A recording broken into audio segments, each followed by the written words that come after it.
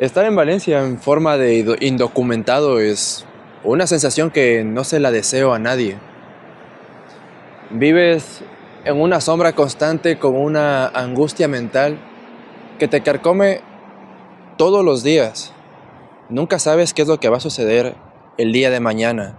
Nunca sabes en qué momento vas a tener que pasar por un control policial. Nunca sabes en qué momento te puedes meterte incluso en un problema que no tenía nada que ver contigo y eventualmente, al ser indocumentado, se te puede venir el cielo encima. Hoy te quiero contarte cómo salí de esa situación legalmente, optando por el arraigo, y cómo logré conseguir que una empresa lograra confiar en mí para que me hiciera ese primer contrato de trabajo que necesitaba, y de esta manera sujetarme al arraigo y poder salir de esa condición. Si te encuentras en las mismas condiciones que yo, o simplemente si estás indocumentado en Valencia, quédate porque quizás este video puede ser que te ayude a aclarar muchas incógnitas que tengas en tu cabeza. El momento en el que te quedas fuera. Mi estancia por estudios había terminado y aún no lograba encontrar una empresa que pudiera darme ese contrato de trabajo, que confiara en mí para entrar a trabajar desde el minuto cero. Fue algo muy difícil. Tan difícil que incluso el mismo hecho de vivir en Valencia se tornó un reto. Tanto conseguir un piso como ir al médico se convierte en una psicosis que te aborda por dentro. Lo primero que debes de entender, o al menos lo que aprendí en ese momento, investigando un poco, es que ni bien llegas a Valencia, lo que tienes que hacer es empadronarte. Buscar la manera de empadronarte como sea y mantenerte empadronado. Porque de esta manera tú lograrás cumplir con el requisito que es haber estado oficialmente en Valencia. Y el empadronamiento es la forma más cómoda o quizás la forma oficial en la que los servicios de extranjería deciden o logran reconocer que has estado de forma ininterrumpida en Valencia durante 3 años. Al día de hoy se ha reducido nada más con que demuestres que has estado 2 años de forma ininterrumpida en Valencia, sobre todo en España, es más que suficiente.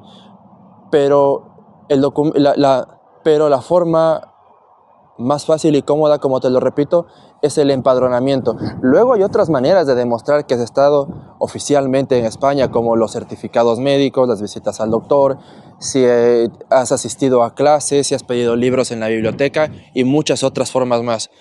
Pero siempre, quizás el requisito más importante bajo cualquier circunstancia, debes de estar empadronado. Y para estar empadronado lo que tienes que hacer es conseguir un contrato de alquiler de habitación o de alquiler de piso, o si estás viviendo en casa de alguien, que te permitan hacer un contrato en esa vivienda para presentar esto en el empadronamiento. Eso es de vital importancia y es ahí que con muchos de nosotros cometemos un error cuando llegamos. Por desconocimiento no nos empadronamos.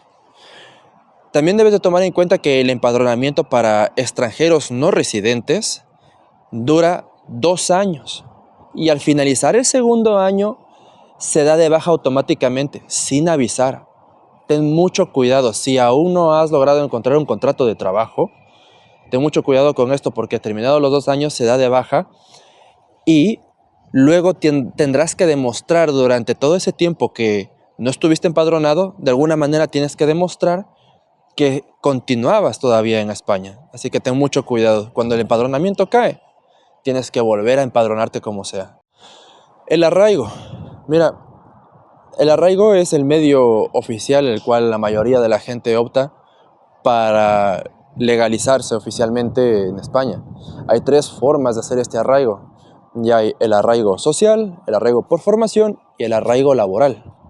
El arraigo por formación es quizás el más nuevo que salió a raíz del 2022 con una modificación de la ley, y es que tú te comprometes a estudiar algo que tenga una salida laboral. Entonces tú presentas que estás estudiando, haciendo unos cursos en algún centro de formación de aquí de España y eso te sirve ya para tramitar el arraigo por formación.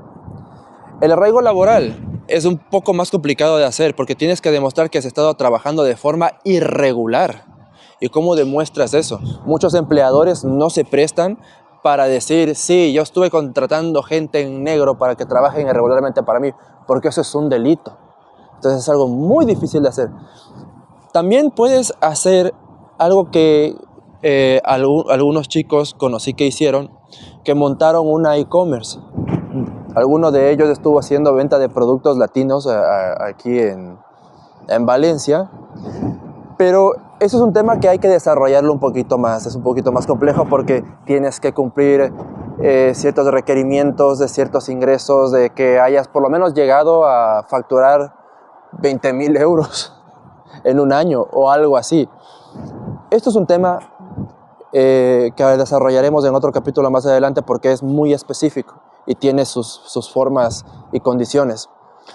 Muy poca gente logra optar por eso porque básicamente lo que es el montaje de una empresa de forma irregular, ni más ni menos. Lo que yo te quiero comentar aquí es el arraigo social. El arraigo social requiere un contrato de trabajo, y que te des de alta oficialmente en la seguridad social, pero entras en una contradicción. ¿Por qué? Porque para que te den el contrato de trabajo te piden tu DNI y no tienes tu DNI, y para lograr sacar tu DNI te piden un contrato de trabajo y que hagas el arraigo social. Se presta esa contradicción, pero muchos empleadores, al no conocer cómo realmente se hacen las cosas, deciden descartar mucho talento muy bien formado, talento que viene de otros países como puede ser toda Latinoamérica, como Ecuador, Colombia, Perú, incluso Brasil, Chile u algún otro. Entonces mi caso fue que yo logré contactar con una empresa constructora mediante un amigo que conocí aquí, y es lo que te hablé en capítulos anteriores. Es muy importante las amistades con las que tú te relacionas aquí, porque a través de ellos podrás obtener muchas oportunidades o abrir algunas otras puertas también. Logré ponerme en contacto con su jefe, pero el hecho de que me haya puesto en contacto con su jefe no quería decir que yo tenía el contrato ya ganado. Tenía que ir a una entrevista con él, demostrar qué conocimientos tenía, qué es lo que sabía, qué es lo que no sabía. Sobre todo, y algo muy importante, los empleadores quieren ver la predisposición que tú tienes para aprender, para hacer las cosas. Es decir, que no tengas miedo de lanzarte al agua y ser muy sincero y honesto con lo que tú quieres hacer.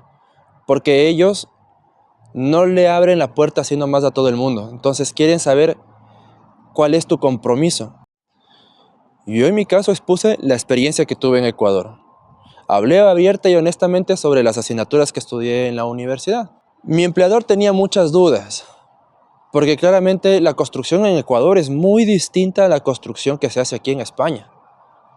Los sistemas constructivos de fachadas, todo es muy distinto. Ecuador básicamente no necesita tantos sistemas constructivos en la fachada para repeler las inclemencias climáticas, pero España sí, porque en España es mucho más frío.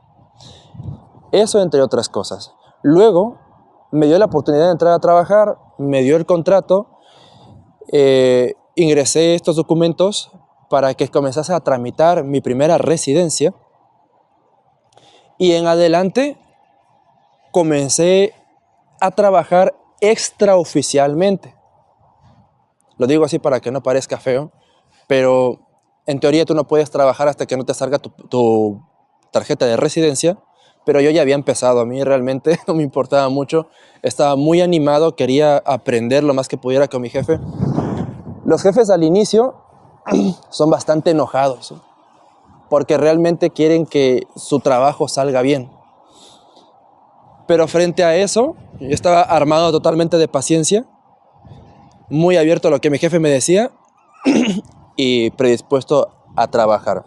Una vez que salen tus documentos, una vez que sale tu primera residencia, ya estás dado de alta o te dan de alta oficialmente, tu empleador te contrata oficialmente, te da de alta en la seguridad social y es ahí donde se completa el arraigo social, que está compuesto por el contrato laboral y el requisito de demostrar que has estado en España.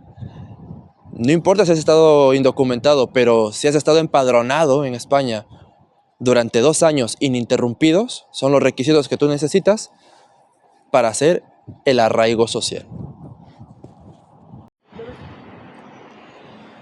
El día que recibí la notificación de mi residencia,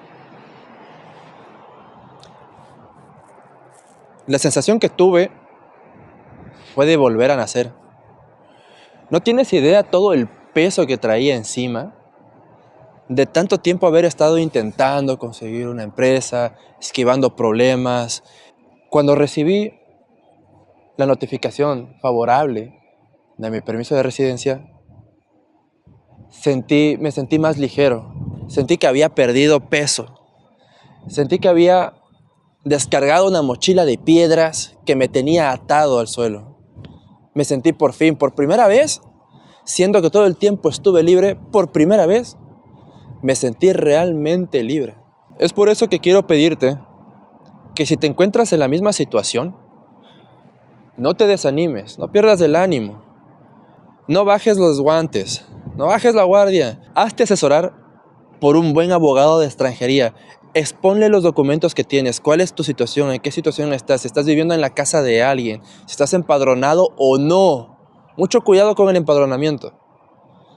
Expon estas cosas a un abogado de extranjería y él sabrá configurar cuál es la mejor vía para que puedas legalizarte. En mi caso, fue el arraigo social, el arraigo por contrato de trabajo.